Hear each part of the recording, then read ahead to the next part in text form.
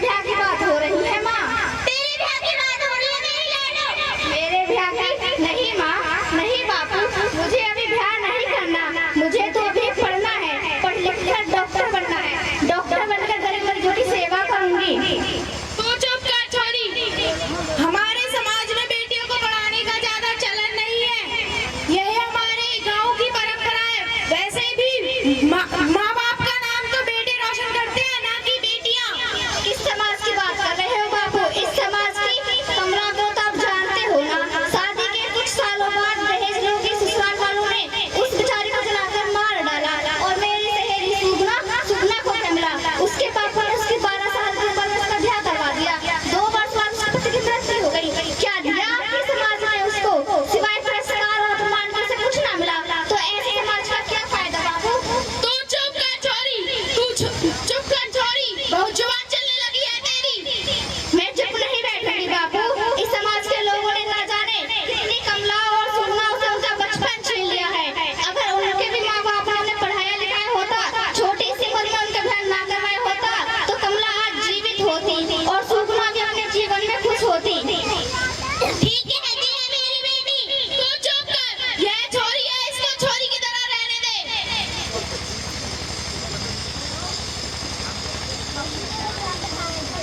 क्या हुआ जीजा जी? क्या गलती कर दी हमारी बेटी ने? आओ भैया, नूही गीता के ब्याह की बात चल रही है। गीता के ब्याह की बात? पगला गए हो तुम, सटिया गए हो तुम। गीता की उम्र अभी पढ़ने लिखने की है। लेकिन परंतु कुछ नहीं, गीता आपकी नहीं मेरी भी बेटी है, हम सबकी भी बेटी है। आज जमाना बदल गया है, हमें भी बदलना है, हमारी सोच को भी बदलना है, तभी हमारी बेटी आगे बढ़ पाएगी। सच में माँ जी, क्या मैं भी आगे पढ़ सकूंगी? जरूर पढ़ सकोगी बेटी। जब तक तुम पढ़ लिख अपनी मंजिल तक नहीं पहुंच जाती, कोई तुम्हारा ब्याह नहीं करवा सकता। क्यों जीजा जी, ठीक कहा ना मैंने? बिल्कुल नहीं, यह 12वीं कक्षा तक पढ़ चुकी है।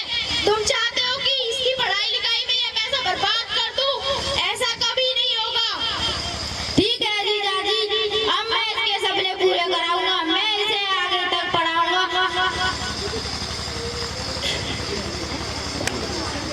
अब ये अपने मामा के पास रहेगी।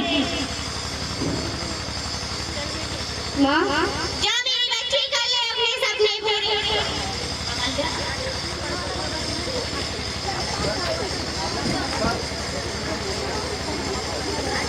जोरदार तालियां बननी होनी चाहिए आप लोगों की। बच्चों ने बहुत अच्छा प्रदर्शन किया है। और कुछ समय बाद गीता वापस डॉक्टर बनकर आती है।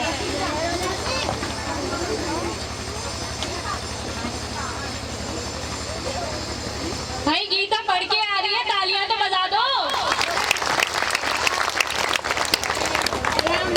कैसी है मेरी बेटी? मैं ठीक हूँ। बापू को क्या हुआ?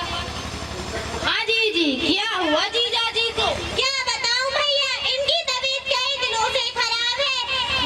गिरीश जी का इलाज चल रहा है, मगर तबीयत बिगड़ती जा रही है। खांसते खांसते बुरा हाल हो गया है। मुझे तो चिंता हो रही है। चिंता मत करो माँ, मैं अब आ गई हूँ। देखना, मैं अपने बापू का इलाज खुद करूंगी। अब देखना बापू कितना जल्दी ठीक हो जाएंगे। मैं ना कहता था गीता बेटी दुनिया में आपका नाम रोशन करेगी। आज्ञा दीजिए जीजा जी, अब मैं चलता हूँ। बापू उठो बापू। कौन? गीता? अरे बाबली, अब आई है तू, जब तेरा बापू मरने वाला है। बड़े से बड़े वैद्य को ठीक ना कर पाए तो तू क्या कर लेगी? ऐसा नहीं है बापू, मैं जानती हूँ हमारे गांव में अस्पताल नहीं है। इलाज न मिलने पर कई सारे लोग मारे जा चुके हैं, लेकिन अब ऐसा नहीं होगा। हमारे गांव में अस्पताल भी होगा और डॉक्टर्स भी होंगे। अब इलाज की होड़ में कोई नहीं मरेगा।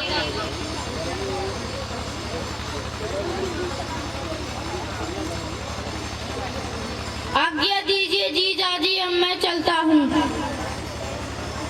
क्या कहूँ भैया, मेरे तो कुछ समझ में नहीं आ रहा। आपने तो मेरी आंखें ही खोल दी। आपका यह एहसान मैं जिंदगी भर नहीं उतार पाऊंगा। एहसान कैसा, ये तो मेरा फर्ज था। आपने तो अपना फर्ज निभा दिया भैया, एक फर्ज हम सबको भी निभाना होगा, लोगों को समझाना होगा बेटियां बोझ नहीं होती। कुछ लोग तो बेटियों को भूख में मार देते हैं, यह घिनौना अपराध है। ऐसे लोगों को तो कड़ी से कड़ी सजा मिलनी चाहिए। बेटी है तो हम सब है, ये सारी दुनिया है, बेटी नहीं होगी तो ये सारी दुनिया आगे कैसे बढ़ पाएगी।